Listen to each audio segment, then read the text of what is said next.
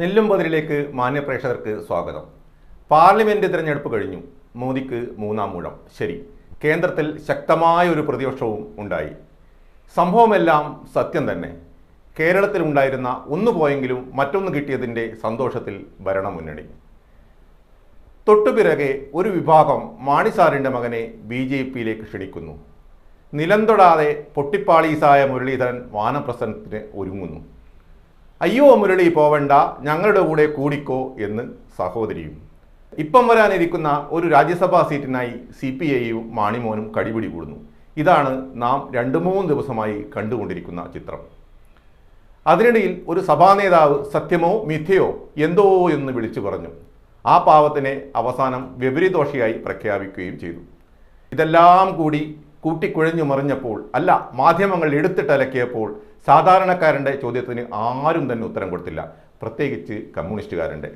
ചോദ്യം ഇങ്ങനെ: ഇത്രയും പ്രഗത്ഭരെ അണിനിരത്തിയിട്ടും എന്തേ ഒന്നിൽ ഒതുങ്ങിയത്? കമ്മ്യൂണിസ്റ്റുകാരൻ ഉള്ളിടത്തോളം കാലം കേരളത്തിൽ താമര വിരിയില്ലെന്ന് ആത്മവിശ്വാസത്തോടെ നെഞ്ചിൽ കൈവച്ച് പ്രഖ്യാപിച്ച കമ്മ്യൂണിസ്റ്റുകാരന് എന്തു പറ്റി? സ്വന്തം മണ്ഡലത്തിലും ബൂത്തിലും താമര ഇരച്ചു കയറിയപ്പോൾ എവിടെയാണ് പിഴച്ചത്? ആത്മപരിശോധന നടത്തണ്ടേ? ഇതിനേക്കാൾ നല്ലൊരു സ്ഥാനാർത്ഥികളെ ഇടതുപക്ഷത്തിന് ഗോതയിൽ ഇറക്കാൻ കഴിയില്ല. ചിലപ്പോൾ കഴിഞ്ഞിട്ടും ഉണ്ടാവില്ല. തെല്ലിട വ്യത്യാസത്തിലാണ് BJP-ക്ക് തിരുവനന്തപുരം നഷ്ടമായത്. അതുപോലെ പല മണ്ഡലങ്ങളിലും, എന്തിനേറെ ഉറച്ച കോട്ടകളിൽ പോലും താമര വിരിഞ്ഞു തുടങ്ങി എന്ന് വേണം മനസ്സിലാക്കാൻ. ഇതിന് കാരണമാണ് നേതാക്കൾ മനസ്സിലാക്കേണ്ടത്. ശരിക്കും വെള്ളാപ്പള്ളി നടേശൻ പറഞ്ഞതുപോലെ അമിതമായ ന്യൂനപക്ഷ പ്രീണനം ഭൂരിപക്ഷത്തെ ചൊടിപ്പിച്ചു പോകും. ന്യൂനപക്ഷത്തെ ശിരസിലേറ്റ് നടന്നിട്ടും അവർ നമ്മെ സഹായിച്ചുവോ? പക്ഷേ ഇതൊന്നുമല്ല വസ്തുത. സാധാരണക്കാരിൽ സാധാരണക്കാരനെ നേരിൽ കണ്ട് സംസാരിച്ചാൽ അവൻ മനസ്സ് തുറക്കും. അവന് വേണ്ടത് സപ്ലൈകോയിലെ സാധനങ്ങളും റേഷൻ കടയിലെ അരിയും പെൻഷനും ആണ്, അല്ലാതെ സ്വർണ്ണക്കടത്തോ കമ്മീഷനുകളോ ഇതൊന്നുമല്ല. അത് എത്രമാത്രം കൊടുക്കാൻ അല്ല, അവരെ തൃപ്തിപ്പെടുത്താൻ നമുക്ക് കഴിഞ്ഞു എന്നത് ആഴത്തിൽ പഠിക്കണം. ഇത് ഒരു ഭാഗത്തിൻ്റെ കഥ. ഇനി പാർലമെന്റിൽ BJP-ക്ക് ഒറ്റയ്ക്ക് ഭരിക്കാൻ ഭൂരിപക്ഷം കിട്ടാത്തതിൽ ആഹ്ലാദിക്കുന്നവരും സങ്കടപ്പെടുന്നവരും ധാരാളമുണ്ട്. ശരിയാണ്, മോദി പ്രഭാവം യോഗി പ്രഭാവം കുറഞ്ഞുവെന്ന് തന്നെയാണ് വസ്തുത. ഓഹരി പ്രശ്നങ്ങളോ സ്വകാര്യവൽക്കരണ നയങ്ങളോ ഒന്നുമല്ല ശരിക്കും ഈ പ്രഭാവ തകർച്ചയ്ക്ക് കാരണം. പെട്രോളിൻ്റെയും ഗ്യാസിൻ്റെയും വിലവർധന, അവശ്യ സാധനങ്ങളുടെ വിലക്കയറ്റം, കൂടെ കാർഷിക രാജ്യമായ ഇന്ത്യയിലെ കർഷകന്റെ സമരക്കണ്ണുനീർ, അങ്ങനെ പോകുന്നു തകർച്ചയുടെ കാരണങ്ങൾ. എന്ന് വെച്ച് തട്ടിക്കൂട്ടി ഇന്ത്യ മുന്നണി ഉണ്ടാക്കി കുറച്ചു സീറ്റ് വാങ്ങി ഇരിപ്പുണ്ടാക്കിയത് കൊണ്ട് ഒന്നും സംഭവിക്കാനില്ല. കൂട്ടുകക്ഷികളിലൊക്കെ എവിടെ നിന്ന് പിരിഞ്ഞുപോയവരാണെന്നും എന്തിന് പിരിഞ്ഞുപോയവരാണെന്നും എങ്ങനെ പിരിഞ്ഞുപോയവരാണെന്നും മനസ്സിലാക്കണം.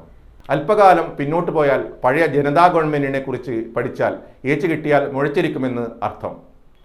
ശത്രുവിൻ്റെ ശത്രു മിത്രം എന്നല്ലാതെ ഈ കക്ഷികൾക്കൊക്കെ പരസ്പര വിശ്വാസവും ആത്മാർത്ഥതയും എത്രമാത്രം ഉണ്ടെന്ന് ഉണ്ടാകുമെന്നും വിലയിരുത്തിയാൽ നല്ലത്.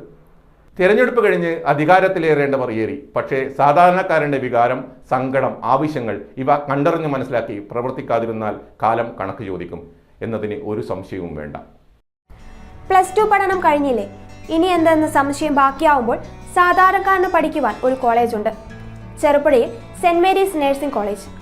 2 വർഷത്തെ നഴ്സിംഗും ലാബ് ടെക്നീഷ്യൻ കോഴ്സും പഠിക്കുമ്പോൾ തന്നെ ശമ്പളത്തോടു കൂടി ജോലിയും കിട്ടും. ആഴ്ചയിൽ 500 രൂപ വീതം മാത്രം ഫീസ് അടച്ചാൽ മതി. പിന്നെ വീട്ടമ്മമാർക്കും ഇതേ ഫീസിൽ നഴ്സറി ടീച്ചേഴ്സ് ട്രെയിനിങ് കോഴ്സുമുണ്ട്. ഇതോടൊപ്പം സ്പോക്കൺ ഇംഗ്ലീഷ്, കന്നഡ കോഴ്സുകൾ എന്നിവ സൗജന്യമായി. അഡ്മിഷൻ ഉറപ്പാക്കൂ. 1/4 നൂറ്റാണ്ടിന്റെ സേവന പാരമ്പര്യവുമായി സെന്റ് മേരീസ് നഴ്സിംഗ് കോളേജ്, അമ്പലം റോഡ്, ചെറുപുഴ. ഫോൺ 9947771550, 9446007032,